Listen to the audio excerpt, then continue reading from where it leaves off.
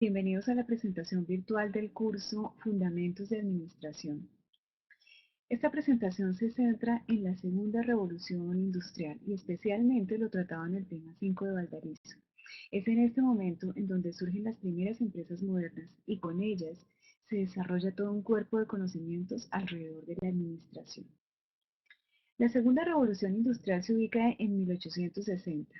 En ese momento, la difusión de las nuevas tecnologías, el crecimiento del tamaño de los mercados y la demanda, y el nuevo marco institucional favorable a la libre empresa amplía las oportunidades de negocio. Esto hace que la competencia aumente. El aumento de la competencia junto con el desarrollo de nuevas tecnologías crea la necesidad de más recursos y mayor capacidad administrativa. Entonces vemos cómo en este periodo en el que existen formas organizativas en el comercio, la industria y las finanzas, se van abriendo paso unas nuevas formas de organización, las empresas modernas. Las primeras empresas modernas son las ferrovías y luego vienen las empresas de telecomunicaciones. Ambas se caracterizan por la existencia de una jerarquía de ejecutivos asalariados y la existencia de muchas unidades operativas. Estas empresas son diferentes a las empresas que venían de tiempo atrás en el comercio, la industria y las finanzas. Empecemos por mirar cómo eran estas empresas en estos sectores para luego identificar las diferencias respecto a estas nuevas formas de organización o a estas nuevas empresas nuevas. La empresa en el comercio generalmente era de tipo familiar. Su forma de organización era la sociedad colectiva. Eran empresas no muy grandes en donde los socios se conocían y todos respondían de manera ilimitada por sus obligaciones. Aquí el dueño es también el que administra la empresa. La contabilidad es simple, es por partida doble. Este tipo de negocios generalmente se integraba con negocios de transporte marítimo y estos a su vez incursionaban en el negocio de los seguros. Los primeros seguros en el mundo están atados al transporte marítimo. Para los comerciantes es importante protegerse frente al riesgo de que el barco se hunda con la carga y queden en la ruina. Entonces el seguro protege frente a esta contingencia a través de la dispersión del riesgo. El transportador, en lugar de enviar toda la carga en un solo barco, la distribuye para enviarla en diferentes barcos y en momentos diferentes, de manera que si alguno se hunde, pues se reduce el tamaño de la pérdida. Pero en general este sector funciona sin grandes innovaciones de tipo organizacional. Ahora miremos qué pasa en el sector financiero. Aquí predominan las empresas privadas con no más de 6 socios. En general estos son también industriales o comerciantes. El banco es una necesidad para adquirir los recursos que son suficientes para emprender inversiones tecnológicas. El problema está en que estos bancos mantienen políticas crediticias conservadoras, es decir, facilitan recursos pero a corto plazo, y la magnitud de las inversiones que se requiere por la aparición de nuevas tecnologías hace necesario que el banco incurra en actividades de largo plazo. Sin embargo, el sistema contable de estos bancos sigue siendo sencillo. La partida doble parece ser suficiente. El que administra el banco es generalmente uno de los socios. En general, tampoco se presentan aquí mayores innovaciones administrativas. Ahora miremos qué pasa en los textiles. Algunas de las empresas textiles se han integrado a actividades industriales como la producción y reparación de las máquinas utilizadas para la producción de telas. En general, el dueño es el mismo administrador que se ocupa tanto de labores productivas como de manejar y conseguir los recursos y de hacer la comercialización. Como en los anteriores casos, aquí tampoco hay muchas innovaciones administrativas.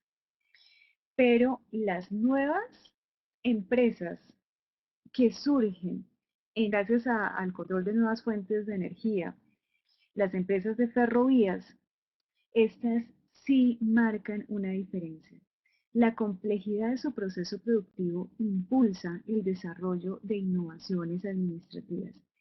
Estas innovaciones están fundamentalmente en los procesos de dirección, coordinación y control.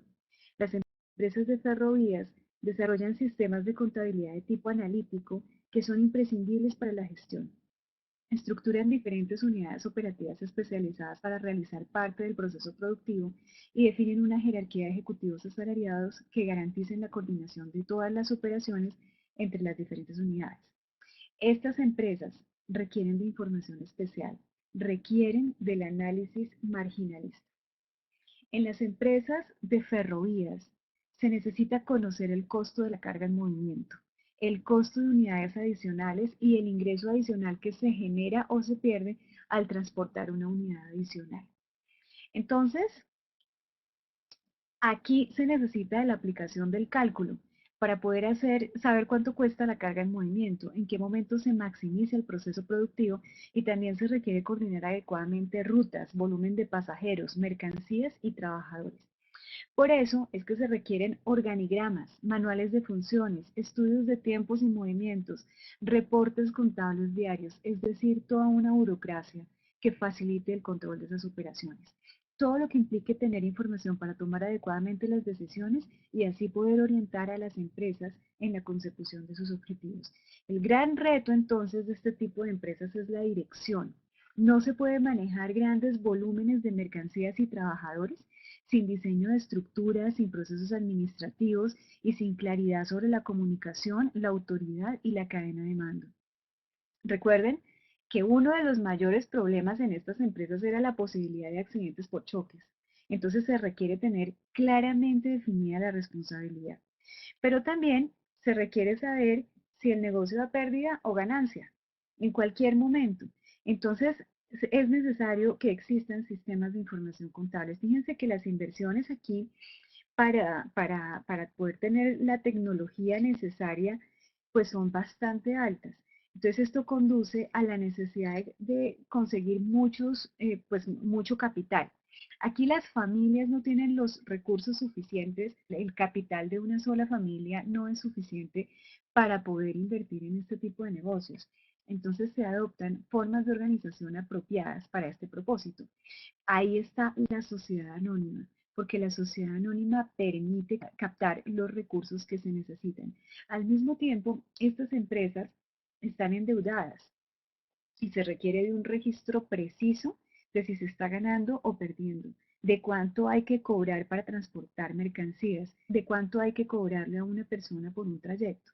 Todo esto requiere sistemas contables y de información estadística que facilite la información. Para estas empresas, el telégrafo fue un mecanismo importantísimo para la coordinación, pero la industria de los telégrafos tenía otras características, eran principalmente desarrolladas por científicos, y entonces la propiedad intelectual se vuelve bastante relevante en este negocio. Y aunque también tenían operaciones complejas, no generaron ellos las innovaciones organizativas, es decir, ellos no crearon cosas, sino más bien las adoptaron de las empresas de ferrovías.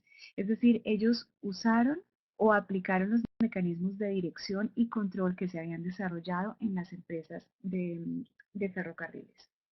Podemos concluir entonces que las primeras empresas modernas fueron los ferrocarriles. Se caracterizaron estas empresas porque necesitaron de una jerarquía de ejecutivos asalariados, requirieron de una estructura organizativa conformada por unidades coordinadas para manejar la cantidad de operaciones. Y esto es justamente lo que impulsa el desarrollo de una serie de herramientas, es decir, lo que impulsa el desarrollo de la administración como cuerpo de conocimientos.